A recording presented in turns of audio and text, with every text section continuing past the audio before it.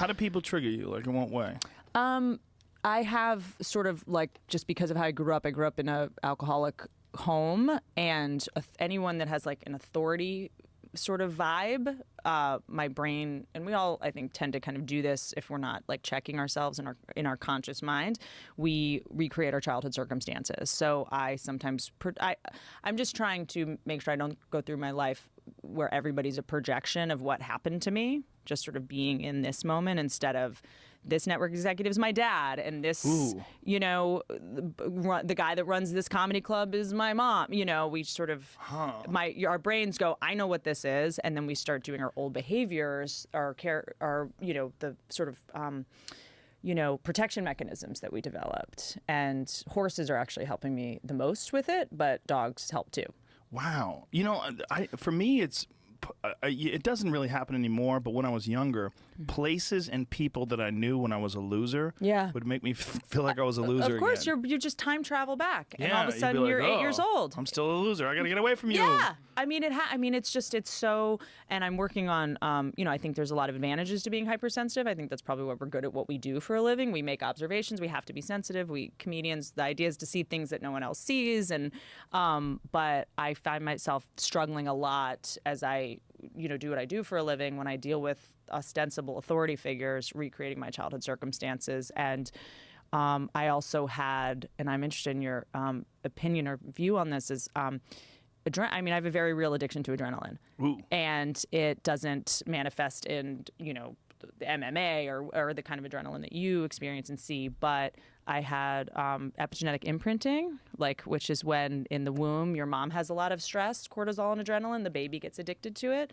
So just like crack or anything, we can be addicted to neurochemicals. Yeah. So from a very early age, I had a really high tolerance for adrenaline, and I found myself, not so much anymore, like in these just really dramatic situations that so that I get, because adrenaline turns into dopamine. So it really is. How do they prove that's what happens to the child? Because I would assume that how much of it would just be genetic and how much of it would be circumstantial, and how do you prove that while this woman's under stress in the womb? Because I think you would have to, because one thing you realize when you do have children is that every kid is different. Yeah. You know, my two youngest. But every pregnancy is probably different. Sure. Because the first one, the mom is probably like, I've never done this before. The second one, they're like, I got this. Yeah. You know, by the third one, that, you know, they don't even give a shit. Point. They hardly, you and the MCT. Shoot it they out. just drink some MCT and knock it out. Lube up the box and push it out. Just give it a slap.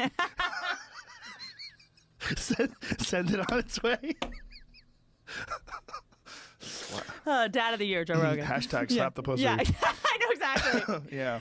I think that there's most certainly got to be some way that nature prepares the human for the circumstances it's going to face as a child. Totally. Michael Irvin was the first one to explain this to me. You know, the football player? He and I were on I try to stay away from football players. He's a super nice guy. I'm joking. But he and I were on a flight once, just randomly, to Australia. It's one of those crazy 14-hour flights, you know? Mm-hmm. And we talked for a long time about this.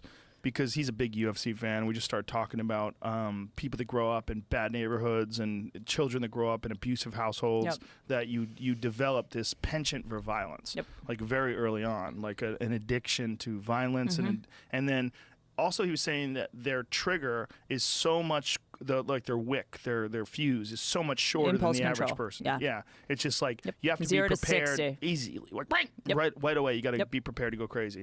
Whereas someone who grows up in a really happy, healthy environment where mom's on Xanax, everybody's fine, you know. And then you can't get going, you know. So I wonder what's better. Is it better to be hypersensitive and hyper fueled and always ready to sprint, and then figure out how to calm yourself, or is it better to be just some dough ball with no instincts at all that has to toughen up? I mean, I think that the answer is probably somewhere in between, and the idea is to be able to react to the circumstances you're in an appropriate way. So if you're in a dangerous situation, to be able to go 0 to 60 and defend yourself. But if you're not in a dangerous situation, to know that and to stop shadowboxing in a safe situation. So for me, I found myself, I grew up in a dangerous situation. I, was always at war. The war was over, and I continued to fight a war that wasn't happening. You're like one of those guys that was in World War II and they find him on some island outside of Japan. He doesn't know the war's over. Just covered in armor, I read about this guy that was on an island. He was on an island. He didn't know the war was over. He was a Japanese guy. Wow. He didn't know the war was over for 30 years. Yeah. He was literally Tom Hanksing it on this island. Wow. Maybe that's 20 years. Unbelievable. 30 or 20. I think it was 30. That's how a lot of people that grow up in dysfunctional homes sort of live. And I'm done taking it out on employees, employers, boyfriends, friends. Yeah. It's not fair to them. One of the first things I heard in the 12-step program I'm in is this guy said, he was leading the meeting. He was like, the war is over. You lost. Which is just so great. It's like time to put the weapons down and start living.